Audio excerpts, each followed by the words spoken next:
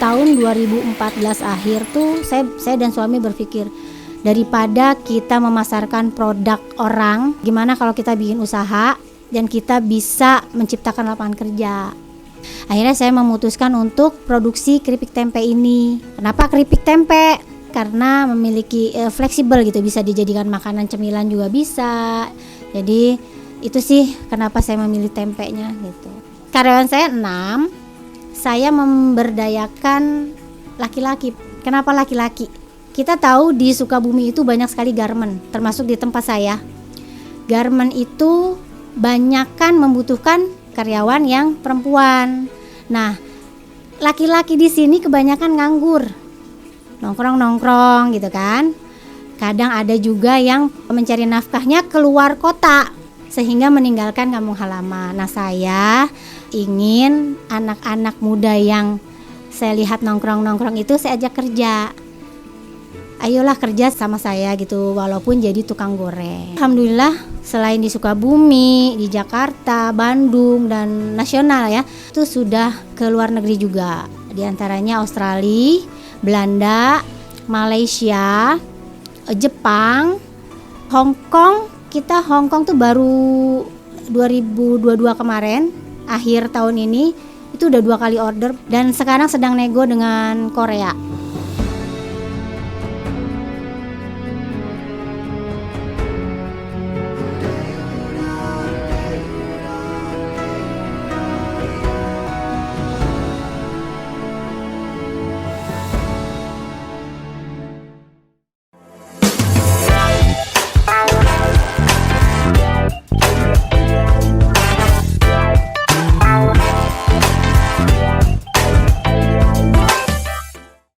Assalamualaikum warahmatullahi wabarakatuh.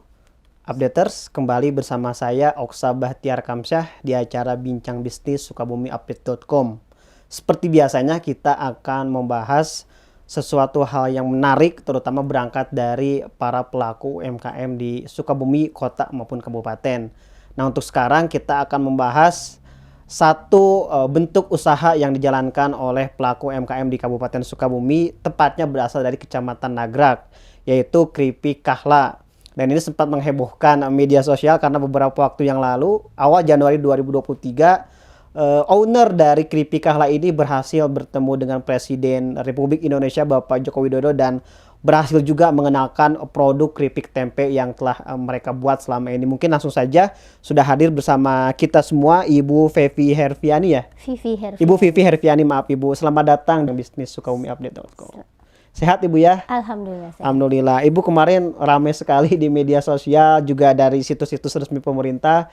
Ibu berhasil menerobos ring satunya Bapak Presiden dan memperkenalkan keripik kahla. Mungkin sekilas sebelum kita bicara lebih jauh tentang perjalanan Ibu, kemarin gimana Bu kejadiannya dan apa yang Ibu rasakan bisa bertemu orang nomor 1 di Indonesia Bu? Kalau diceritain itu berbunga-bunga hati saya. Karena memang dari awal saya buka usaha ini, saya dan suami punya cita-cita untuk gimana caranya produk saya bisa dicicipi oleh orang nomor 1 di Indonesia gitu ya. Sampai saya niat sampai gimana caranya kita ke Bogor aja gitu untuk kasih sengaja datang gitu ya, untuk kasih produk ini. Tapi kan nggak kesampaian. Akhirnya kemarin di tanggal 13 Januari ada acara di GBK. Saat itu ada presiden. Nah, kebenaran presiden awalnya mau berkunjung tapi nggak jadi. Kita kejar sampai saya antusias banget untuk ngasih produk saya sesuai dengan cita-cita yang saya punya gitu. Akhirnya tembuslah, diizinkan sama Bapak, dan di situ juga saya meminta Bapak untuk memberikan produk. Pak, boleh nggak saya izin untuk memberikan produk? Akhirnya diterima sama Bapak. Dan setelah itu yang lebih bikin hati saya bangga, setelah sampai di istana, setelah Bapak coba, Bapak menyuruh biro pers mereka untuk mencari saya di tempat tadi kita bertemu, untuk mewawancara saya mengenai bisnis saya. Karena memang Bapak mungkin suka dengan produk saya, jadi itu suatu kebanggaan buat saya karena memang benar-benar diliput di media kepresidenan, YouTube kepresidenan, dan juga TikTok kepresidenan. Jadi sangat membanggakan dan membahagiakan sekali untuk kami gitu. Cita-cita yang selama ini kita cita-citakan itu tercapai ya. Updaters, nah kita mulai cerita ini dari pertemuan Ibu dengan Bapak Presiden. Jadi yang mungkin ada yang belum tahu, KAHLA ini adalah produk keripik Bu ya. Keripik tempe yang kemarin sudah dicoba, dan kayaknya mungkin Pak Presiden sangat suka dengan produk ini sehingga mengutus timnya untuk menemui Ibu Vivi. Mungkin kita setback ke belakang Ibu. Sebetulnya apa sih yang menginspirasi Ibu sehingga memutuskan terjun ke dunia UMKM tahun berapa, dan bagaimana proses awalnya, mungkin bisa diceritakan khususnya bagi updaters yang juga mungkin punya keinginan ingin memulai usaha tapi masih bingung kayak gimana mengawalinya gitu. Mungkin bisa diceritakan Bu. Oke. Kalau untuk cerita itu panjang pasti. Jadi saya cerita dari awalnya saya dan suami itu adalah seorang pegawai swasta di salah satu perusahaan di Jakarta. Perusahaan kami itu alhamdulillah dua-duanya gulung tikar. Jadi kami memutuskan untuk hijrah ke Sukabumi saat itu dan membuka usaha dengan modal seadanya waktu itu counter handphone. Tahun 2008 di wilayah kami yang mempunyai handphone itu sangat sedikit sekali. Jadi akhirnya saat itu kami pun bangkrut. Kemudian untuk tetap bertahan hidup, saya dan suami mencari pekerjaan di daerah Sukabumi itu memang agak susah. Akhirnya saya dan suami mendapatkan pekerjaan itu waktu itu sales rokok. Nah dari situlah semuanya berawal. Saat kita sudah punya banyak warung, terus dari peningkatan dari suami yang tadinya sales menjadi supervisor gitu, dan kita tuh mempunyai niat kita keluar saja dari pekerjaan ini dan membuka usaha sendiri. Jadi bukan kita yang kerja sama orang, tapi kita yang pekerjakan orang. Jual produk kita. Jual produk kita sendiri gitu. Nah, kenapa saya memilih tempe? Saat itu saya apa ya kira-kira ya yang bisa kita jual? Saya memutuskan untuk menjual keripik tempe. Kenapa? Karena kita tahu masyarakat Indonesia itu hampir seluruhnya tahu tempe dan sangat menyukai tempe. Jadi kita ambil tempe karena memang tempe itu bisa dijadikan makanan cemilan, bisa dijadikan makanan lauk gitu ya untuk makan. Nah, dari situ saya berpikir ya udah kita pilih ini aja untuk kita buka usaha gitu. Dan KAHLA inilah lahir itu. KAHLA ini. Tahun berapa berarti Bu KAHLA secara resmi itu di launching sebagai produk gitu? 2014. 2014. Nah, dengan brand KAHLA yang artinya adalah berkah langit. Oh, KAHLA itu berkah langit ya. Saya ingin usaha saya juga seperti nama dari brand ini, yaitu memiliki keberkahan bukan saja untuk usaha kami, tapi juga untuk orang-orang di sekeliling kami. Oke. Ini Bu menarik kan, ketika Ibu memutuskan dan suami begitu memutuskan terjun ke dunia usaha itu kan sangat gambling Bu. Kita belum tahu ke depan akan untung atau rugi. Apa yang waktu itu meyakinkan Ibu bahwa ini adalah jalan yang terbaik yang akan ditempuh begitu? Apakah memang dukungan keluarga, dukungan pemerintah juga ada di situ saat mulai? Awalnya begitu? saat itu saya dan suami yakin aja. Setiap jualan itu pasti ada yang beli. Kita jualan itu pasti ada yang beli, nggak mungkin nggak ada yang beli. Awalnya memang dari warung ke warung, tapi kita kan pengen naik kelas ya. Jadi terus awalnya jual yang 1000-an, nah kita naik nih pengen jual yang pakai kemasan bagus. Awalnya kita nggak punya sama sekali pengetahuan mengenai apa itu PIRT, apa itu halal dan sebagainya. Nah, dengan bergabung ke Dinas Koperasi dan UMKM saat itu, yang kami semuanya difasilitasi dari halal dan PIRT, juga pengetahuan tentang pentingnya nilai gizi dan sebagainya. Dari situlah kami semakin berkembang. Oke, jadi semangat Ibu bertemu dengan peran pemerintah untuk mengintervensi secara positif ya kegiatan usaha Ibu, pengetahuan Ibu ditambah dan sebagainya. Berarti untuk produksi sendiri Bu sekarang dilakukan di mana? Apakah memang di rumah atau ada tempat khusus? Dan sehari sekarang produk tempe yang seperti yang update lihat ini diproduksi berapa banyak Bu? Gitu? Oke. Dari awalnya itu kita memang produksi rumahan, Pak. Di Nagrak itu ya? Di Nagrak itu kita masih rumahan. Nah, sedikit flashback. Dulu kami itu UKM yang masih mengikuti pameran yang masih di tingkatan kecamatan. Oh, ada acara kita ikut ya, pastan gitu. Ada tingkat kabupaten kita ikut. Nah, itu semuanya memang dari dinas UKM. Dari situ merintis, kemudian ke tingkat provinsi. Sampai ketemu Pak Presiden ya. Sampai ke tingkat internasional dan sampai ke cita-cita saya tadi ketemu Bapak Presiden. Itu kita akhirnya mempunyai dari rumah produksi yang masih nyampur, akhirnya kita kan mindsetnya kebuka nih Pak kebuka nih dari yang mulai kecil saya pengen besar. Jadi saya harus punya rumah produksi sendiri nih, yang memang ketika buyer nanti datang berkunjung memang sudah layak gitu kan. Akhirnya kita punya rumah produksi 2, yang satu memang untuk nasional dan kita sudah siapkan memang untuk ke luar negeri gitu. Ya. Jadi memang udah ada khusus. Produksi kita tuh maksimal saat ini masih 1000 sih, tapi 1000 piece. pieces seperti ini Bu ya? Ya, tapi tidak menutup kemungkinan bisa bertambah karena memang kita sedang ada negosiasi dengan buyer-buyer dari beberapa negara. Salah satunya Korea, Hong Kong dan Singapura yang untuk bulan ini. Oke, berarti udah Jepang juga, go internasional Bu ya. Jepang juga alhamdulillah. Jepang ya. Jepang juga dari 2019 mereka sudah mau, tapi karena Covid baru tadi pagi ini kemarin pagi hubungin kalau kita akan siap mulai Bu untuk beberapa bulan ke depan. Oke, sangat menginspirasi Bu ya, dan updaters masih di acara Bincang Bisnis. Tadi kita sudah mengulas bagaimana perjalanan Kahla memulai usaha keripik tempenya sejak 2014 di launching hingga bisa bertemu dengan Bapak Presiden. Ibu mungkin kembali ke belakang, berarti ketika mulai usaha kan berdua dengan suami. Iya. Waktu itu sudah punya pekerja kah atau dikerjakan berdua, dan sekarang gimana prosesnya Bu? Dulu awal sekali, saya kalau nginget flashback ke belakang suka sedih dan merinding gitu ya. Karena dulu awalnya tuh kita memang berdua.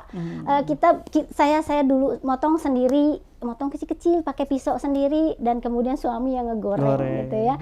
Dan sampai sekarang akhirnya awalnya punya karyawan 1, nambah lagi 1, dan kemudian sekarang alhamdulillah sudah 6 gitu. Karyawan Bu ya. Iya. Sedikit-sedikit ada kemajuan. Jadi memang couple planner Pak ya, suami istri ini memulai usaha dari 0 sampai sekarang, mudah-mudahan terus berkembang Ibu ya. Amin. Untuk harga sendiri Bu, bagi masyarakat updaters yang mungkin ingin mencoba ini bisa beli di mana dan harganya berapa sih Bu satu ini tuh gitu? Untuk yang sekarang kita sudah ada di Alfamart dan Indomart, juga ada di toko oleh-oleh, dan juga ada di marketplace. Ya bisa langsung dipesan di situ ya. Dipesan di Shopee, Tokopedia, Blibli dan banyak lagi lainnya. Oke Bu. Terkait omset Bu, ini kan yang paling menarik itu masalah omset. Mungkin tidak harus secara nominal tapi secara gambaran. Berapa omset yang sekarang bisa didapat oleh Kahla dalam setiap bulan, dari awal mungkin bisa dibandingkan sampai sekarang seperti apa? Dulu tuh sangat sedikit sekali kan, masih partainya masih kecil. Kalau sekarang alhamdulillah sudah bisa ekspor, ya otomatis agak ada peningkatan. Dan udah bisa gaji 6 karyawan ya. Alhamdulillah. Nah, saat pandemi itu pandemi Bu bisa diceritakan tantangan seperti apa gitu. Saat pandemi itu memang anjlok banget karena saya ini pasarnya kan ke market modern ya, ke toko oleh-oleh gitu kan. Akan tetapi saya tidak memutus begitu aja untuk pasar-pasar market saya yang warung-warung kecil. Sehingga saya bisa bertahan saat itu berkat warung-warung kecil itu. Oh iya, makanya saya pesan sedikit untuk teman-teman yang memang bangga dengan produk yang masuk market modern. Kalau bisa jangan ditinggalkan, karena saat kita nggak tahu ya saat sesulit seperti kemarin itu bisa terulang lagi atau tidak. Tapi yang setahu saya yang bertahan saat Covid kemarin itu memang warung-warung kecil. Market modern tutup, toko oleh-oleh tutup, hanya market digital ya, yang sudah mengenal digital, dan warung-warung kecil itu yang masih bertahan. Oh iya benar ya, pandemi kan oleh-oleh otomatis kan berkaitan dengan wisata ya. Wisata kan juga kolaps, sehingga produk juga tidak bisa terjual. Mungkin warung-warung konvensional yang sekitar kita itu menopang dan sampai sekarang bisa bertahan mungkin. Ibu mungkin lebih kepada tips bagi anak muda. Ini kan banyak sekali kalau anak muda itu mengalami istilahnya itu adalah quarter life crisis. Dia bingung nih, udah lulus kuliah, mau kerja, lowongan kerja susah. Mau usaha juga takut. Mungkin ada tips dari Ibu untuk tidak takutlah memulai usaha begitu. Ya memang gini, tergantung kemauan dari uh, Anak-anak itu ya. anak-anak mudanya sendiri. Kalau memang mereka punya kemauan kuat untuk memulai usaha, mulailah dari sekarang gitu ya. Nggak harus punya produk sendiri, bisa juga jadi reseller atau distributor dulu awalnya gitu kan. Banyak bisa dijual karena memang sekarang anak-anak muda itu kan lebih milenial, lebih ke digitalisasi kan. Jadi bisa memanfaatkan itulah untuk kalau memang jangan takut, mulai aja dulu walaupun hanya jadi reseller atau distributor. Pasarkan ke market-market modern, dari situ bisa dimulai semuanya. Insya Allah banyak yang sudah berhasil. Jadi kita belajar dulu jualan dari jadi reseller, udah tahu caranya kita bisa buat produk sendiri begitu Bu. Kamu kalau bicara produk ini kan keripik, tempe, mungkin beberapa yang lain juga ada yang produksi. Kira-kira yang membedakan ini dengan yang lain apa tuh Bu? Keripik tempe saya itu punya banyak varian yang tidak dimiliki oleh kompetitor lain. Seperti contohnya yang ada di sini, keripik tempe dengan sambal toel, itu ada sambal terasi di dalamnya, itu sangat diminati oleh buyer Korea saya. Insya Allah bisa tembus 1 kontainer insya Allah dalam tahun ini ya, insya Allah doakan. Dan kemudian yang sambal rujak, itu memang inovasi dari kami, yang kami menyebutnya juga pelopor ngerujak tempe, karena memang belum ada kompetitor kami yang membuat seperti ini. Ada lagi satu lagi abon tempe yang kami sebut bonte, dan itu juga kami ciptakan sendiri sehingga memang produk kami tidak pasaran gitu. Menarik sih, banyak banget lah pokoknya updater. Kalau yang suka beragam rasa cocok nyobain ini keripik kahla ya updaters. Kita masih di acara Bincang Bisnis, tadi bahas beberapa hal. Nah terkait ekspor tadi menarik, Ibu mungkin tidak banyak orang yang bisa tembus ekspor, mungkin bisa diceritakan sedikit negara mana saja sekarang secara teknis dan target ke depan kahla ini mau dibawa kemana oleh Ibu dan suami begitu. Awalnya kenapa saya punya berpikiran untuk produk saya supaya diekspor, karena memang tahun 2016 saya punya saudara yang memang tinggal di Kanada dan teman yang tinggal di Norwegia. Dari situ saya mengirim produk karena mereka minat, saya kirimlah ke sana. Kemudian suaminya yang tidak suka tempe saat itu tuh nyobain produk saya tuh tertarik dan nagih gitu. Hingga mereka order terus dan alhamdulillah jadi reseller kami di sana. Nah, dari situ saya punya keinginan, wah kalau gitu produk saya ini tidak hanya diminati oleh masyarakat Indonesia ya. Saya pengen tempe ini menjadi banyak kan konotasinya tempe itu dimakan oleh orang-orang rendahan, betul. Nah, saya ingin mengangkat tempe ini bukan saja menjadi makanan kelas rendahan ya, tapi juga kelas dunia. Itu salah satu cita-cita saya dan alhamdulillah sudah terwujud di saya ya, karena memang produk saya sudah dipasarkan di Australia, Belanda gitu ya, Malaysia dan sebagainya. Kenapa dari situ mindset saya berubah dan saya ingin ikut pameran-pameran. Di situ juga memang ada campur tangan dari dinas. Saat itu tahun 2019 saya diminta oleh dinas UKM untuk ikut di salah satu kegiatan yang diadakan oleh Kementerian Perdagangan waktu itu. Untuk dan saya terpilih dari 10 orang itu, saya terpilih untuk mengikuti Trade Expo Indonesia di BSD, di ISBSD tahun 2019. Dari situ semakin terbuka peluang saya untuk produk saya supaya ekspor. Karena saat itu banyak sekali buyer yang minat dengan produk saya, dan mereka yang awalnya memang tidak mengenal tempe di sana, tahu-tahu pas makan produk saya itu suka. Salah satunya saya cerita waktu saat ada pameran di Trade Expo itu. Ada buyer saya dari New Zealand. Dia datang ke TI mencari keripik ikan. Kemudian saya coba tawarkan keripik tempe. Awalnya dia bingung ini dengan mimik yang gimana gitu. Aneh gitu kayaknya ya. Nah, kemudian nggak lama dia pergi. Setelah pergi tuh dia seret-seret istrinya. Kebetulan istrinya tuh orang Sukabumi ternyata. Dia seret-seret istrinya, langsung istrinya tanya, "Teteh ini jual apa ya? Kok saya ditarik-tarik suami saya nih?" katanya gitu. Saya bilang, "Saya jual keripik tempe, Teh." Terus langsung dia bilang ke suami, "Are you sure? Kamu kan gak doyan tempe," gitu loh. Saya sampai merinding. Aneh gitu ya? Saya sampai merinding gitu. Dia bilang, saya suka, dan akhirnya dia pun menjadi buyer saya di New Zealand itu. Dia beli keripik tempe saya, dibawa ke sana dan dipasarkan di sana. Gitu. Jadi itu salah satu kenapa yang membuat saya tambah semangat untuk ekspor. Gitu. Menduniakan tempe Bu ya dari di situ. negara-negara lain. Ya, Dan tadi peran Dinas Koperasi dan UKM juga Kabupaten Sukabumi Bu ya, sangat-sangat besar terhadap perkembangan usaha dari Kala. Ibu terima kasih banyak sudah berbagi bersama SukabumiUpdate.com dan mungkin updaters yang terinspirasi, mudah-mudahan bisa kembali juga mengikuti jejak dari Ibu Vivi dan keluarga memulai usaha khususnya di sektor UMKM. Mungkin begitu. Saya Oksa Bahtiar Kamsah mohon undur diri, dan Ibu Vivi kita bertemu di bincang bisnis berikutnya. Sekian. Wassalamualaikum warahmatullahi wabarakatuh.